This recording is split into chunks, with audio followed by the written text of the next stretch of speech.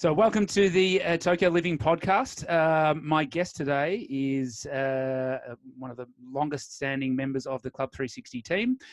He is the current head of the boxing department, and he's also the former Triblelate kickboxing champion, the J Network and WPMF light heavyweight Muay Thai champion, and the former WMC Intercontinental light heavyweight champion. Brian Bloodbath. Now I'm going to give you the credit of using the American pronunciation. Mcgrath. Brian, what's up, brother? Not much, man. Thanks for having me. And thank you for answering that question. I know how to answer it now. I've always had struggles with the what's up question, but not much. I think that's the the default answer. Your American English is coming right along, man. It's getting there. It's definitely getting there. Now, you've had quite an esteemed career. I wouldn't say outright you're the most accomplished combat sports athlete that's been through Club 360, but listen, we'll certainly put you in the conversation. In terms of your backgrounds, from what I understand, you were basically a very talented live unscripted role play performer from Montana. A minor indiscretion got you kicked out of drama club. You went and tried your hand on the wrestling team, and the rest, as they say, is history. How accurate is that? That's pretty spot on, actually. Surprisingly accurate. Yeah, I didn't start out interested in martial arts beyond like watching it. I guess maybe the theatrical side. But yeah, that's pretty right. I was way more into acting and theater and drama when I was a youngster. And then, yeah, I had a little bit of kind of, I don't know, falling out with the drama teacher in high school. And so that was an opportunity for me to move into wrestling. At the time, I was doing Tae Kwon Do, but I think wrestling was my first try at some like really hard sort of contact. And yeah, I found out right off the bat that I'm not very good at that. I'm not very aggressive, and I'm not. Yeah, I didn't have, probably especially in high school, that the mentality that like being a good wrestler required. So I just got. Yeah, and what were some of those sort of traits in your peers that were better at wrestling? Was it a technical thing, or do you think it really was the aggression? Was it? Yeah, what do you sort of put that down to? Yeah, no, it definitely wasn't a technique thing. Like that's what I liked about Tae Kwon Do and karate was the technique aspect. I love to be able to train a technique and hone it and work it. But when it came to actually the tires hitting the pavement and having to like make that work in a live situation, I wasn't so good at that. And a big part of wrestling is like scramble situations where you both don't have a position yet and you've got to fight for it. That aggression and yeah, ability to like be comfortable dominating someone. I didn't have that at the time. Yeah. And how old were you when you started Taekwondo, and how old were you when you started wrestling? So let's see. So I started, I guess I was a sophomore. I was probably 14 or 15 when I started Taekwondo, and then I wrestled my junior and senior years. So when I was 16 and 17 is when I wrestled. Okay. And then where did you go after that in terms of martial arts? So I did the wrestling thing. I wasn't great at it, but I was like sort of intrigued by grappling and wrestling because it was an element of Taekwondo, even though we trained a little bit of like sort of wrist locks and things like that. It was a facet that wasn't really introduced. And so I was into that. Mixed martial arts was just becoming popular. And I had a friend on the wrestling team who introduced me to a guy locally who was training people in mixed martial arts. And so, yeah, I just started that. And I found out that when I started training Brazilian Jujitsu, you know, what I lacked in aggression, I could kind of make up for with that technique by sort of playing off my back in the guard or working for submissions. And so I thought, oh, there actually is an aspect of grappling that I'm not so bad at. Yeah, and then I got into the mixed martial arts thing. Mm. And so was your, you'd obviously done some, a lot of striking in Tae Kwon Do. Was MMA then your first exposure to sort of boxing and kickboxing style striking? So also at that time in Missoula, where I'm from, we used to have this event every Wednesday, kind of at a local theater that had a stage, and they'd set up a ring. It was called the Wednesday Night Fights. So I had some buddies that were doing that as well. And that was my first introduction to like real, I guess, sort of straight up Western boxing. And I did a few of those, had a few wins and a loss. And yeah, I found out there too, okay, technique can work to a certain degree, but I'm still kind of lacking in this aggression, and I've got to figure this out a little bit. This is the missing part of my fighting equation. Interesting. Yeah. And I mean, later in your career, did you find that aggression, or do you still sort of consider that as a bit of a weakness? And if you were able to develop that, how did you go about doing so? What did you sort of use to trigger that aggression? I mean, I think for me it was an experience thing. Like, I've never been like a super aggressive fighter, anyways.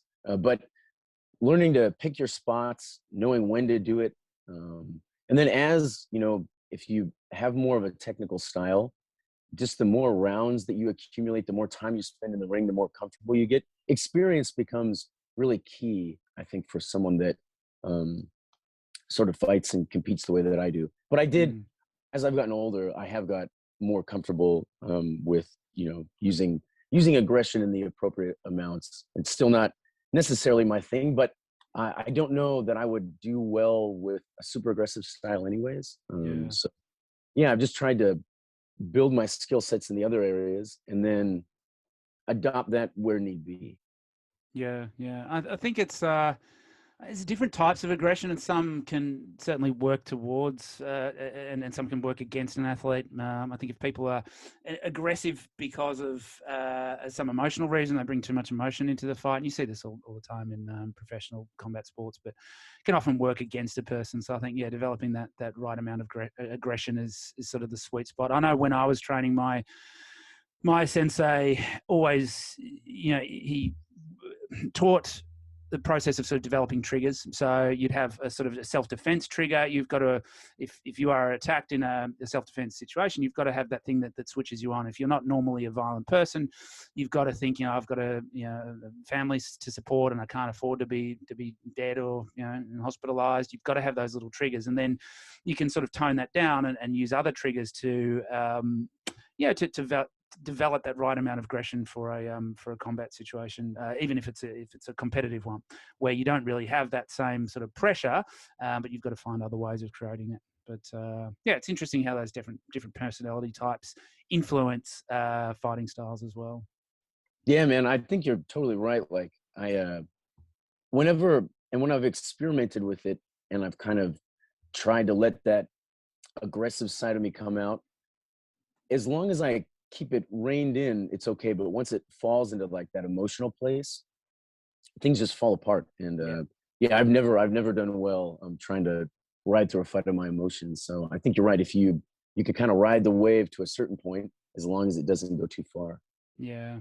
I mean, me personally, I'm the most effective in combat if I am relaxed and having fun, and if I'm smiling, if I'm in a good mood. That's why I'm always messing with the music in the gym if we're sparring. If there's boring techno music on, I'm just flat as a tack. I need something to sort of get those juices flowing. But if I have sort of ill feelings, if I'm feeling angry about something, or if I've got ill feelings towards an opponent, then it doesn't help me at all. I need to be sort of up and buzzing to be effective. Yeah. Well, that's one thing that I've learned, like, from training with the Thai guys, especially when it's like work hard time, they really bear down, and then when it's time to just play and have fun, like, they do that to the fullest too. So enjoying your training and enjoying the moment is a huge part of it. And I think that's also, like, with me, I always felt like, being like really aggressive kind of took away from the experience and the fun. And so I've learned to sort of meter the two out a little bit. But yeah, definitely. You got to have fun. You got to enjoy it. That's when the best stuff happens. Yeah. So where did your sort of fight career progress from there? And how did Japan come into it? I mean, being from Montana, when did you actually hear of Japan as a thing? I'm just kidding. Well, no, that's a fair question, man. When you grow up in a small place like I did, although it's like very beautiful and the people are great, I guess you don't consider much about the outside world. And when I first like got interested in Japan, I actually had a friend in high school, middle school, who was, I think his dad came to work at the local university. So he's originally from Nagano. His name was Utah, and he was like UTAH. Yeah, why? You changed the spelling to to fit in. He well, yeah, he came from, like pretty much from middle school in Japan right to the States. He didn't speak much English, and I was so curious about just a lot of like his mannerisms, and he would bring really interesting food, and obviously spoke like a different language. And so that was like my first probably real introduction to Japan, and I was super curious about that. Then, of course, like I think a lot of people, obviously martial arts films, Jean-Claude Van Damme, who one day I will. Yeah, we'll get onto that. Oh, I swear to God, JCVD. I guess I wasn't so much into Bruce Lee, like that was kind of the era before, but anything from Jean-Claude Van Damme on, like Jackie Chan, I was so interested in just martial arts films. And by the time I got to college, I figured, man, I really need to learn another language. And they offered a Japanese program, and I was like really into martial arts.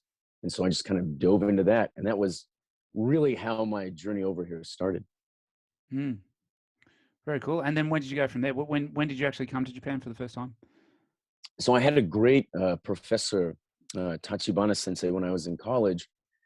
And, it was just my minor, but it required so much study and effort that my first 2 years of school were kind of just really digging into Japanese.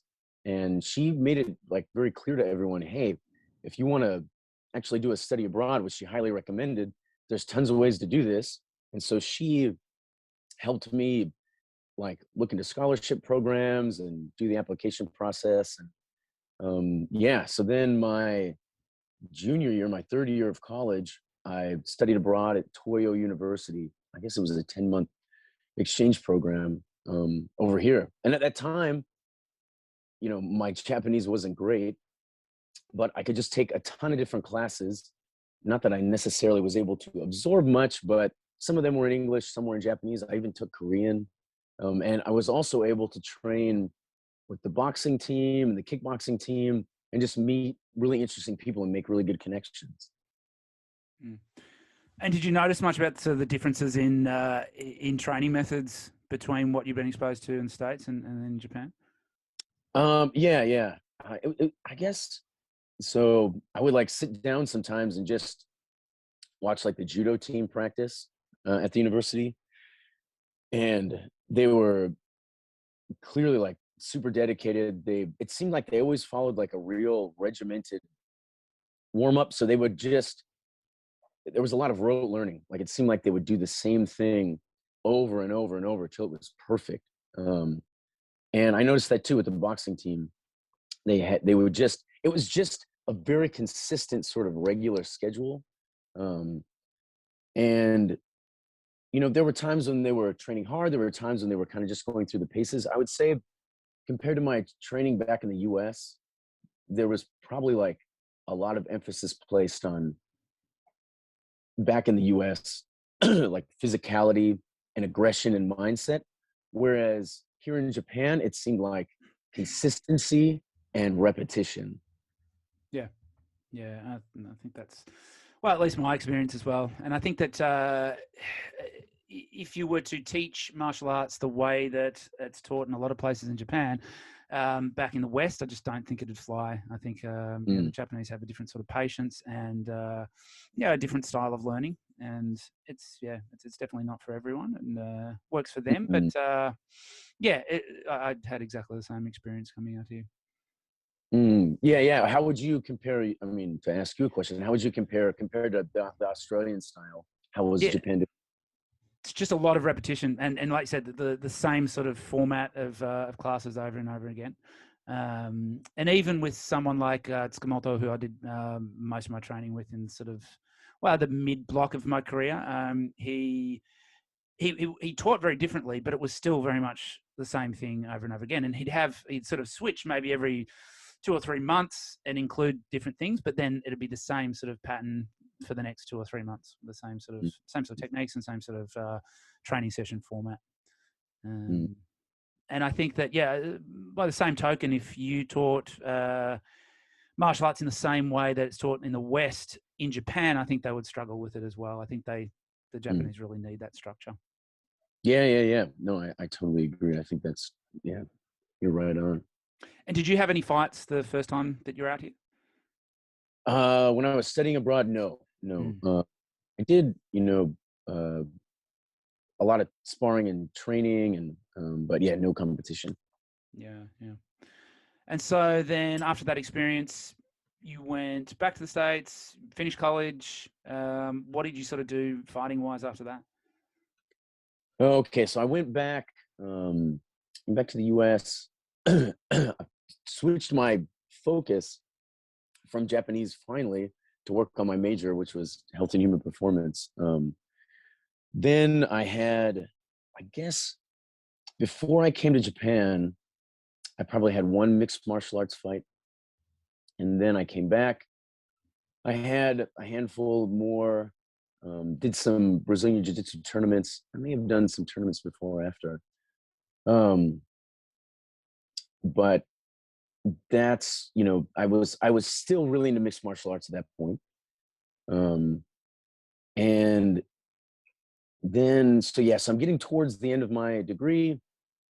And that's when I joined the JET program to come back out to Japan, because I'd met a girl in college who's now my wife. And I'm trying to think. So I joined the JET program. I didn't know where I was going to be placed in Japan, so I couldn't really prepare for that. A few weeks before you come out, I find out I'm going to be in Gunma. I think, okay, cool. That's not too far from Tokyo, but Gunma's like really rural.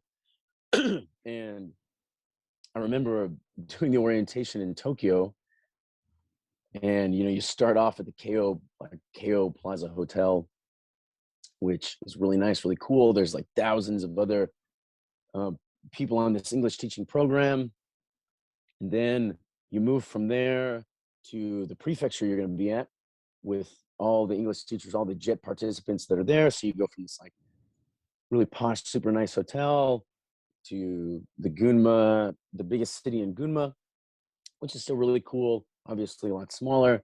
And then from there, I leave and start heading to the city I'm going to be in. And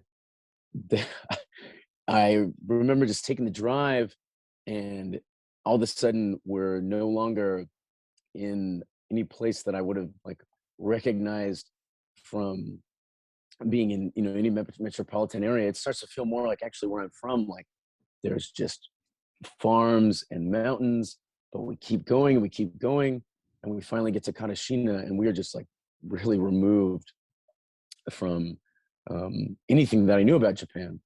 And it was kind of a shock at the time, but I was really lucky because there was a teacher. I kind of let my coworkers know, hey, I'm interested in martial arts. And there was a teacher who I worked with who said, I know a kickboxing gym. And I said, oh, great. Can you take me there? And it was like, I don't know, maybe a 20 or 30-minute drive down the mountain, more into this city sort of that is close to where I lived. And it was a kickboxing gym. And I started to sort of discover the Japanese style of kickboxing and like really like appreciating it And my coach also was really into Muay Thai. So I learned more about that and started to realize like, wow, holy cow, there's actually like a huge history of striking here in Japan that I really hadn't realized. And this slowly pushed my interests from mixed martial arts more into just pure kickboxing. And also there really wasn't any jujitsu or anything like that to do. So I just really dove into kickboxing at that point. Yeah, cool. And when was your first fight in Japan? So my coach, my Japanese father, Matsui Kaicho, he pushed me to compete pretty early on, and I had an amateur match against. I mean, at that time I was probably 85 kilos, so there weren't a lot of big guys. So my opponent was about 100 kilos, pretty big, and so I had an amateur match. During that match, I threw a leg kick that the big guy checked, and I ended up getting a kind of an ankle injury. I think I told you about this before, like what is it, the peroneus, the Yep. sheath around that tendon, I think just tore loose. Yeah. And so I ended up having to have surgery. And this like really, even though it was a tough experience, like was kind of an important bonding moment for me and my coach too, because I didn't have any family out here. And in Japan, when you have surgery, like you've got to have someone to kind of sign off for you and be your guarantor essentially. And Body disposer in case the anesthetic exactly. doesn't work out. Yeah. So he like didn't have to do any of this, but he really went out of his way and helped me out.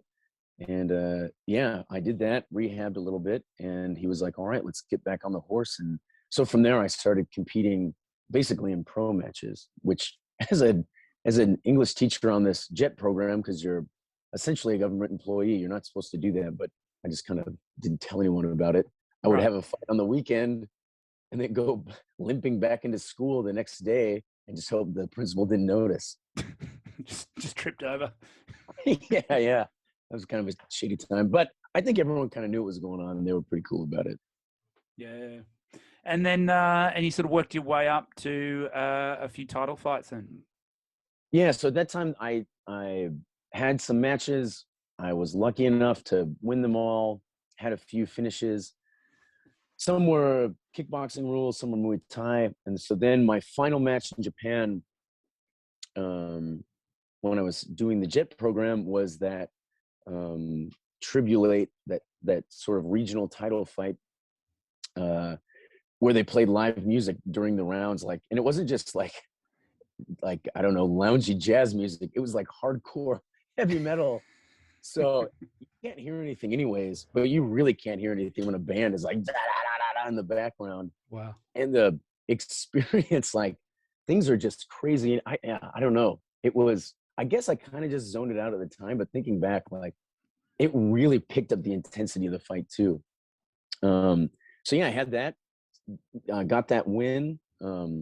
At that time, my buddy Phil, who was living in Gunma, started doing a lot of cornering for me, and he's been my corner ever since. Yeah, so I got that win. You know, I've made some really interesting bonds and connections with people that have sort of lasted up until now. Yeah, but then I went back to the U.S. after. Right. Okay. And then when did you come back out to Japan? And how long? So how long were you out on the JET program? So I did the JET program for 3 years, and I went back to the U.S.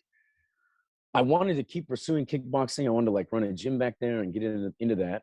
But I mean, by that time, MMA was just full throttle, and our kickboxing scene in the U.S. is really underdeveloped. Yeah. And you know, some areas regionally are okay, but all in all, you know, compared to almost anywhere else, Europe, Australia, you guys have developed the kickboxing so much more. So I went back. I tried to get a fight with Glory. So I had some communication with Core Hemmers, and he said, well, go out to LA and work with one of our scouts. And so I went out there, did a little training camp with Ramon Decker's brother, Carlo, which was really cool. I learned a lot. But nothing really came of that. And I just started to realize, like, Dad, kickboxing, this isn't going to happen here. And work-wise, Montana wasn't,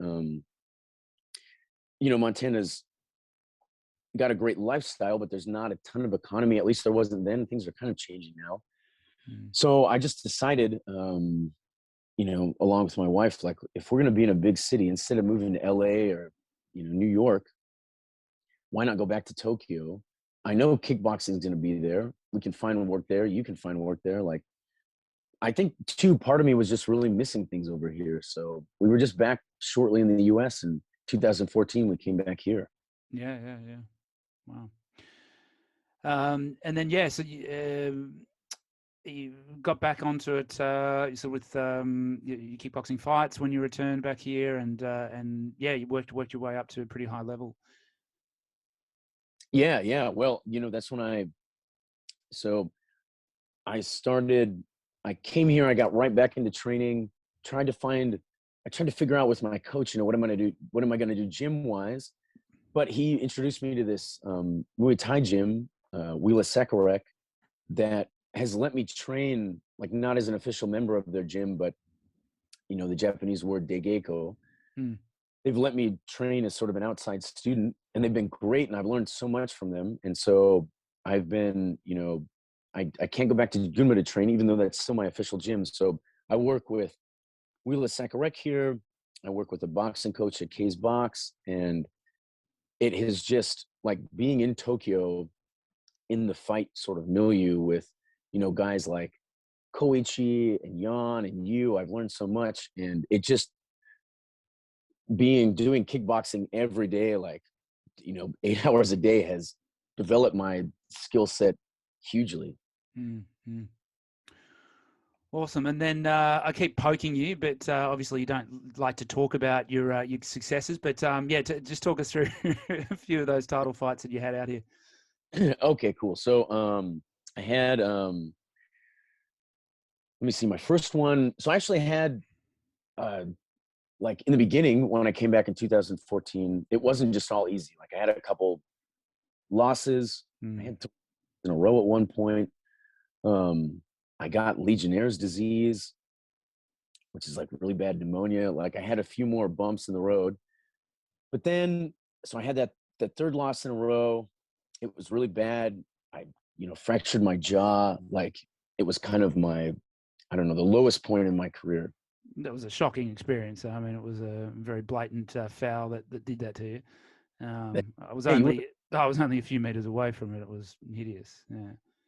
Yeah, man. I think back to that and I go, oh my God. And that was just a rough time too. Like, I had some bad experiences in training leading up to that too. And so I took just a little bit to relax, kind of recover, give my head some time to rest. And, eventually my coach, like always, was like, hey, like, let's get back on the horse. Let's do this. And without him nudging me, none of this I wouldn't have come as far as I have at all. But so I was lucky enough to get a shot in the J Network tournament for the next challenger for the light heavyweight title. So this is when I started having kind of a series of rematches against people that I'd lost to. So I won one match at the beginning of the tournament. Then I had a second match where I was able to avenge a loss.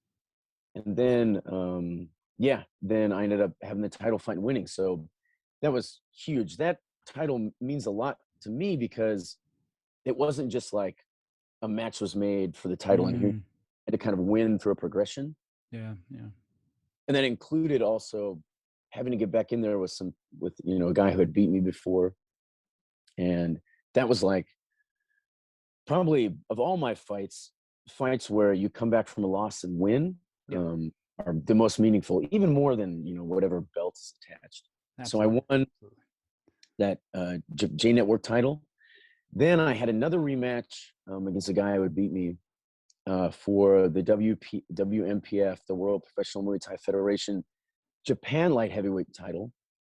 And this match was really meaningful as well because he was training out of Wheeler Sakurek as well, but at a different gym.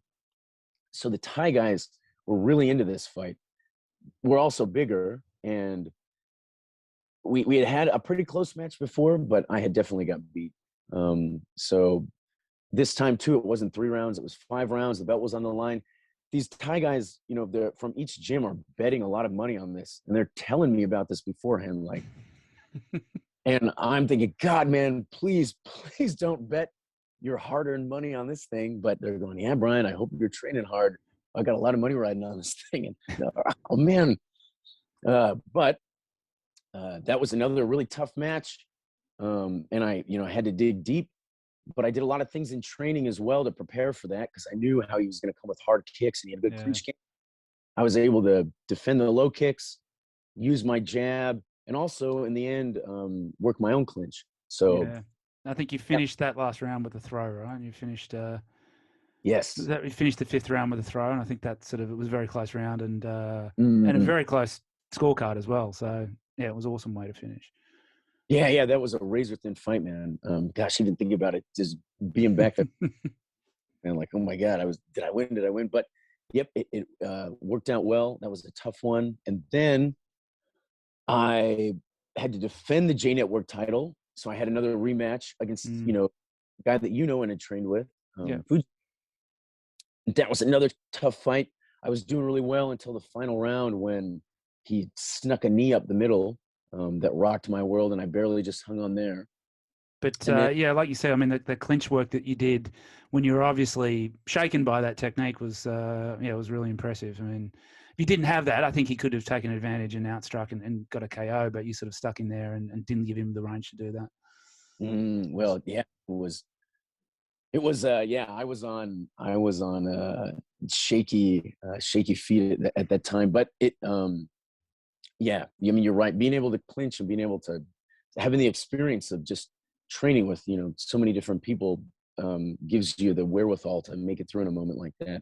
And then yeah, then I got the opportunity to fight for the WMC Intercontinental title, and that you know, that fight was really short and just kind of a weird experience in general. Like I've never really have had a match in that way. I'm glad it was short because I didn't get hurt. But it's weird to have a fight end, you know, so quickly because afterwards you kind of just feel like, wow, what just happened? Yeah, it was a strange card too. There was a big typhoon, and then half of the fights didn't go ahead, and a lot of the spectators were still just coming into the stadium as the last last fight was going. Yeah, that whole thing was very ephemeral, but yeah, it was still a good experience. And obviously, like the coolest thing to competing here in Tokyo is I remember the I think it was when I defended the J Network title, like just all the people in the arena, all the people that come out and support, like that's the coolest experience is when you get just like a good crowd of people that, you know, mean something to you to come watch in like a really cool venue. That's probably the best part. Yeah. All right, let's so we'll go off on a little bit of a different tangent now.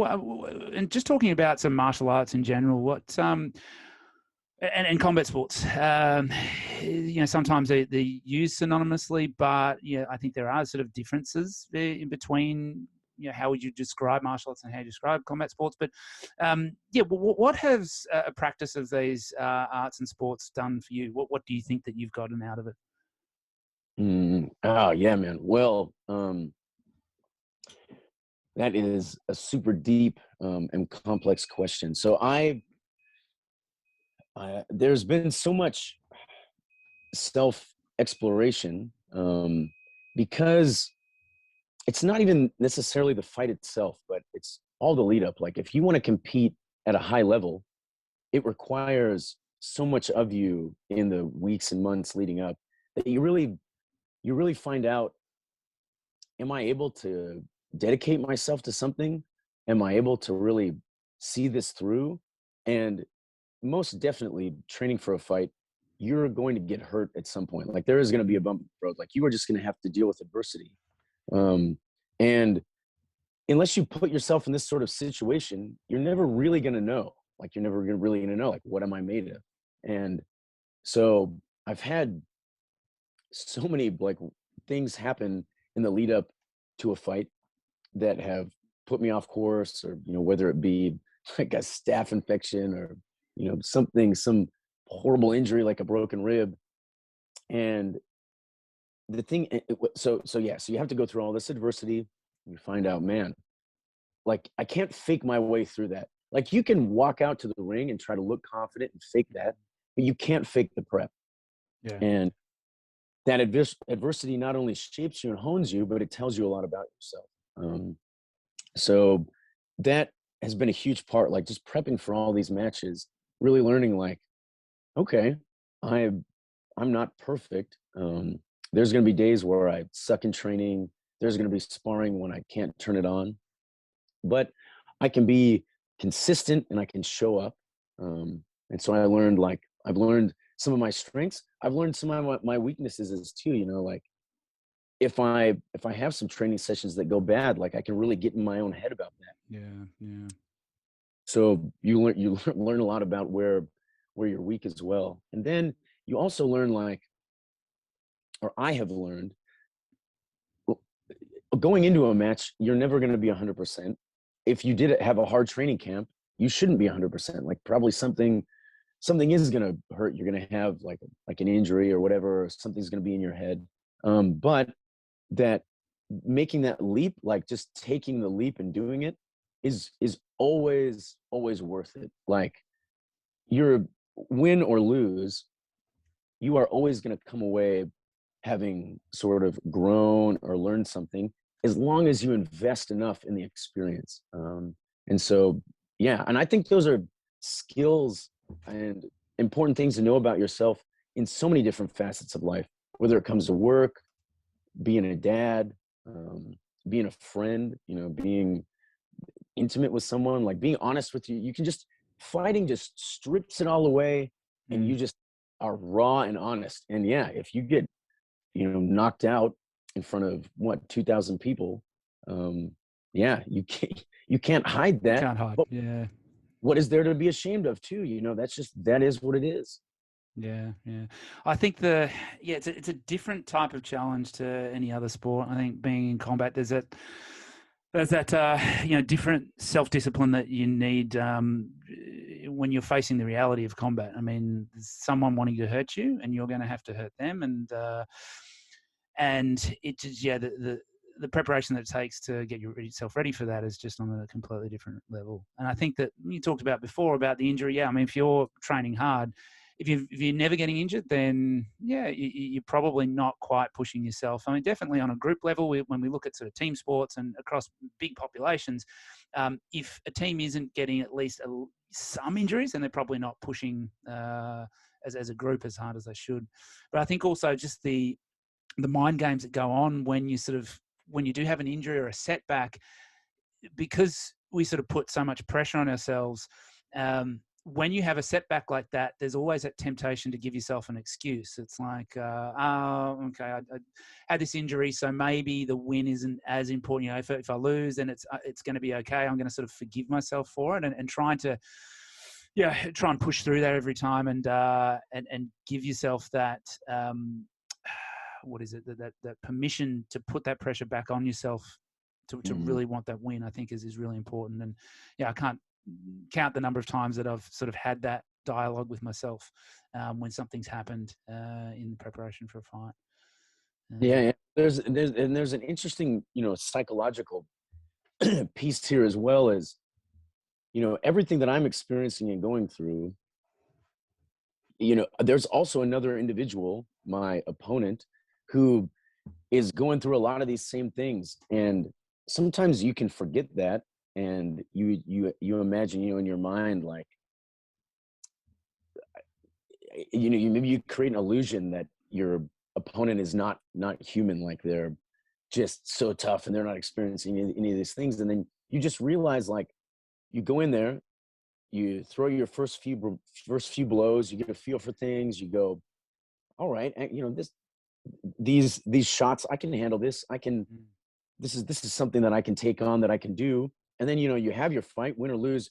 A lot of times I'll talk to my opponent afterwards, and you can just be real with each other. Like, man, I was so nervous going into this thing. And that, you do that enough times, you have that connection, and you just realize, like, the humanity in other people, like what your opponent is your enemy in the ring, but that's it's really not the case. And I think that this spills over too in a lot of ways. Like, when you're having an argument with someone, like, they're going to show you a certain side of themselves, but often that's just their defense or whatever. That's there's some sort of armor they're putting on. And if you can fight someone in the ring and then be cool with them afterwards, Yeah. yeah, I mean, you should be able to do that with almost anyone. Yeah, it's an interesting take. I always felt like that. I always felt there was that I was the only one that was getting nervous, that I was the only one worried about and having these sort of self-doubts. But I think, yeah, like you said, the more you go through your career, you get to understand that everyone is feeling like that. And even if you do listen to these interviews with, very famous fighters, I think GSP is one that talked about, being terrified and actually not enjoying the fighting process. But you still don't think that that's your opponent. You think that, okay, there's a lot of people thinking that, but the guy I'm fighting right now, he hasn't got that mindset. And neither has his team. Everyone puts on this sort of bravado when they're going into fight. And I think that does have a very real effect on an opponent. Yeah. I think combat sports have this interesting dynamic as well, where it's almost an individual sport, but it's in some ways sort of played as a team, because when you have team sports, everyone's sort of training together, everyone's sort of working together, but the success, obviously you have individual accolades, but the success is based on a team performance.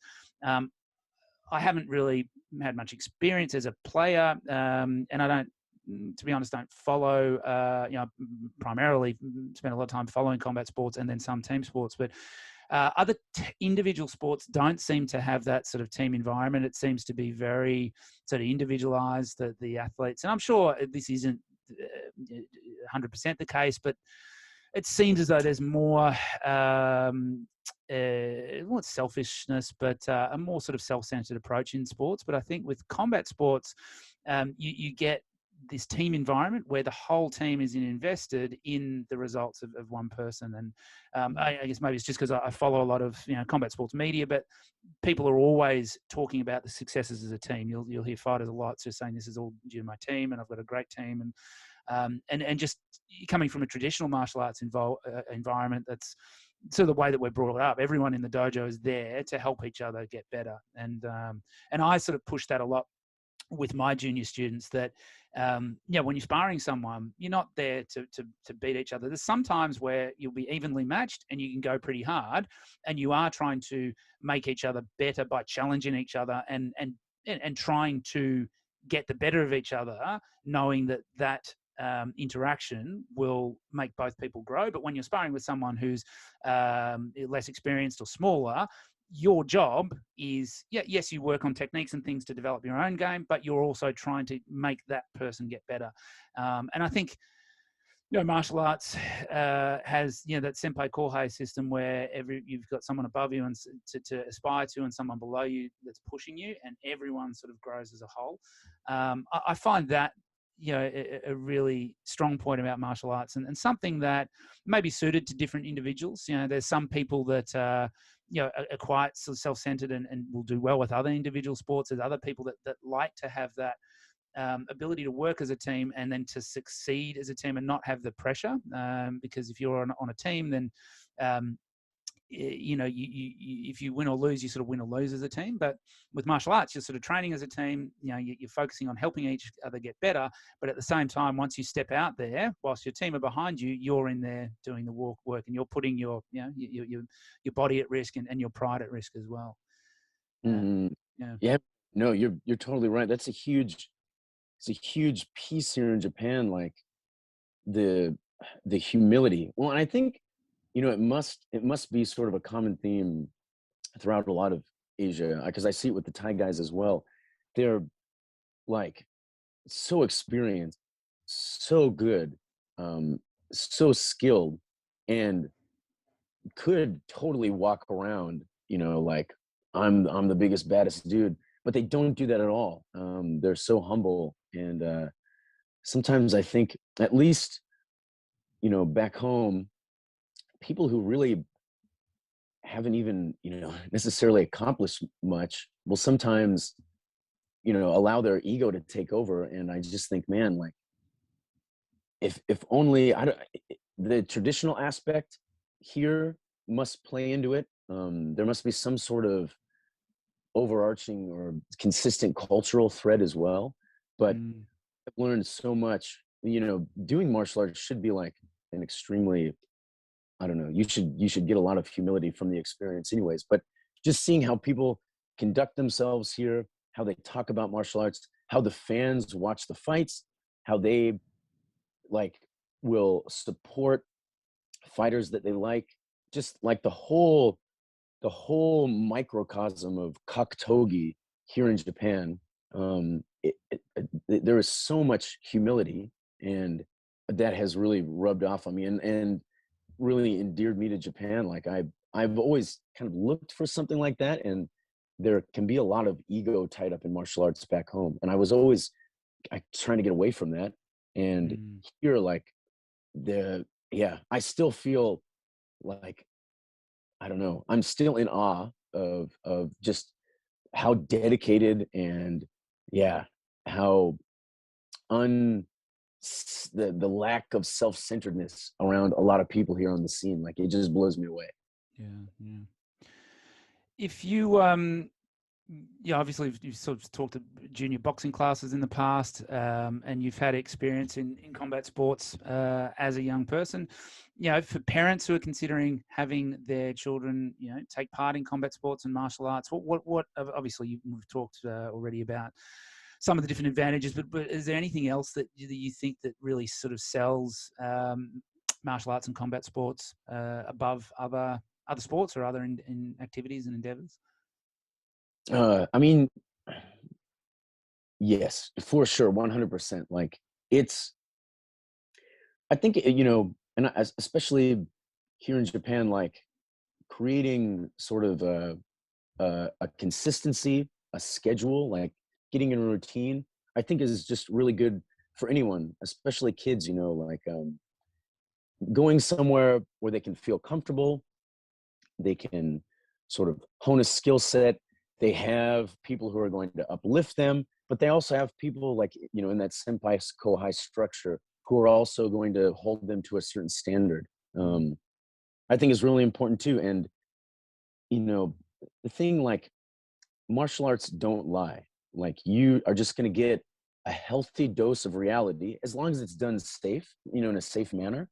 You're going to get a healthy dose of reality because you're either more skilled or tougher or have more stamina than your opponent, or you don't. And then if you want to be there, if you want to do better than them, you really have to put in work to do that. And I think there's a lot of good life lessons there. And at the same time, having a team, having people to rely on is a great safety net in your life, because we can't we can't do this alone. You've got to have good team members, and you've got to learn to trust people enough to rely on them. And these are all like things that you can learn as a child in the dojo or in the gym, but that you can carry with you through your whole life. So of course, the discipline and all that stuff is important too, and that's all a piece of it. But working as a team, realizing that you are an important part of the team, but you're also just a part of the team,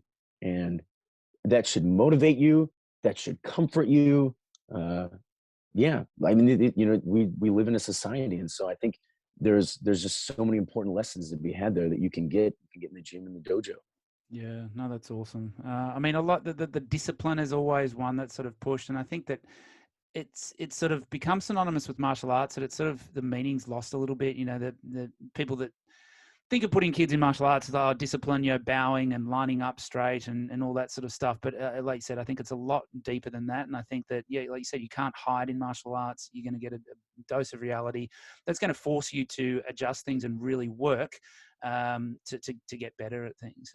I think it also, it helps develop a sort of structured learning approach. And I think that, it may, I don't know whether it's certain personality types that sort of take to it, or whether it sort of develops personality traits in people. But I think you and I are both, quite structured in the way that we go about things. We're quite regimented.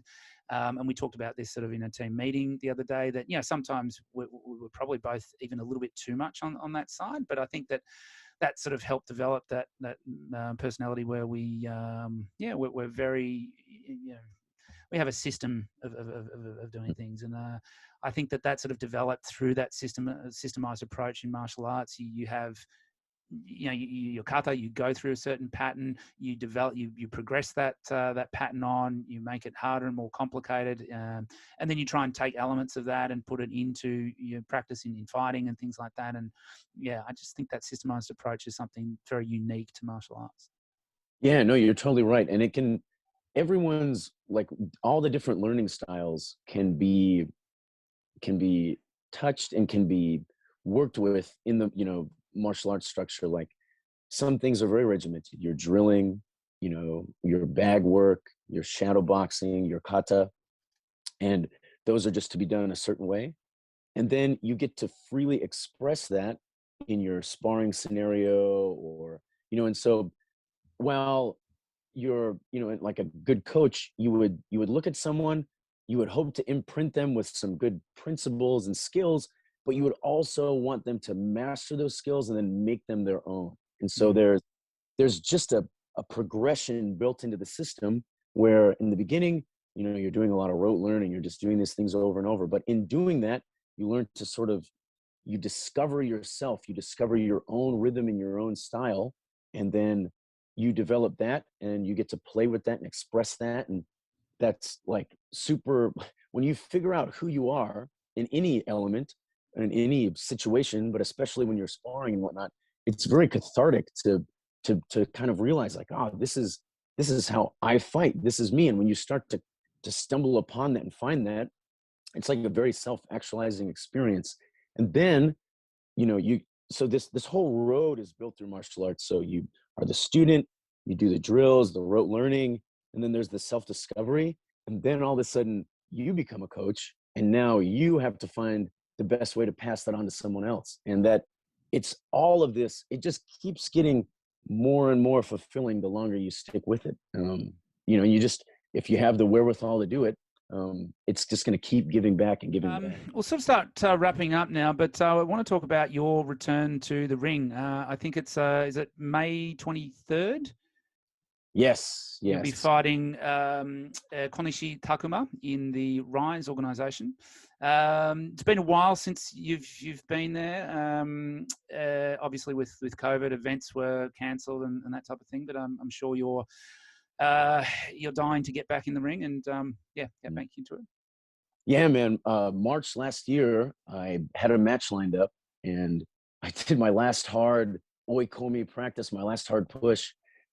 And a few hours later, I got a call that said, "Yep, the event's been canceled. You can't go out." It's a huge bummer, especially after doing a full camp. But yeah, everyone's in the same boat. So this has just been a crazy year. But yeah, finally, light at the end of the tunnel. I got an offer to fight for Rise, which is a great organization, has connections with Ryzen. They've really grown in popularity, especially off of all the accomplishments of Nasukawa Tenshin. Yep. They're really trying to get big. They're putting on a lot of big events. So I'm super excited to have a chance to compete with these guys. And yeah, it'll go down May 23rd. I think it's going to be on Abema, the app, which now apparently I think you can also get and watch outside of Japan in some places, maybe Australia, maybe the US. I'm not sure. Oh, really? Okay. Yeah, but people should be able to tune in there if they'd like. Yeah, cool. How sort of VPN protected is it? Do you know? Because some of these things. That's a good question. I think there's been some changes with it though, and it's a little bit more available in some places. Cool. I'm not sure, but it's worth a try. Yeah, awesome. And for the people who are in Tokyo, where is that taking place? And if they are interested in coming and see you fight, where can they buy tickets, things like that? So it's at Coleman Hall. Yeah, it'll be at Coleman Hall. Tickets, I'm not exactly sure when they go on sale. I would imagine in the next few weeks. Unfortunately, with the corona restrictions, the numbers will be limited. I think they'll allow up to 700 people in the event center. So if you do want a ticket, you can get a hold of me. You can shoot me a message, or hit me up through the Club 360 website. And yeah, I'm not actually sure where else. If I find out any more info, though, I'll let people know. Tickets should go on sale through Korakuen Hall as well. Okay, cool. And what do you know about Konishi? What sort of cat are we facing? Yeah, so he is sort of shorter, about my height, because I'm not terribly tall in the division. A shorter, stockier southpaw power puncher, real aggressive. For a while, I think he was a firefighter. He was doing firefighting and fighting, and eventually he just moved to kickboxing.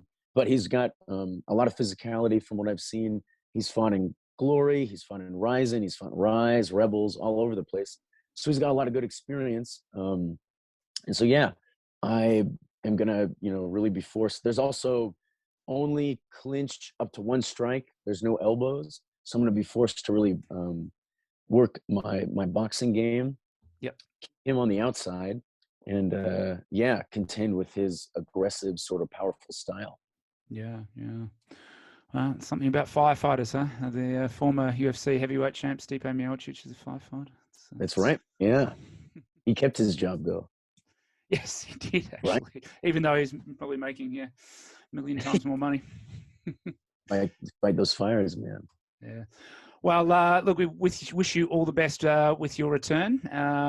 If people want to get in touch with you, obviously, through the Club 360 website, you also have your own website as well, which has, I honestly have never seen it, to be honest. Yeah, you can open it, brianmcgrath.tokyo. Okay. Come check it out if you have a chance. .tokyo, not .to. No, .tokyo.com or just .tokyo? Just .tokyo. Wow, very cool. All right. Cool. Well, thank you very much for coming on, man.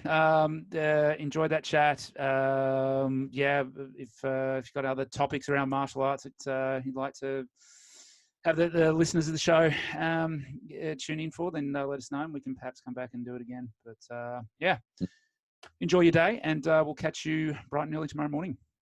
You bet, man. Thanks for having me on. Yeah, let's do it again. This was fun. All right. Thanks, man. Take care.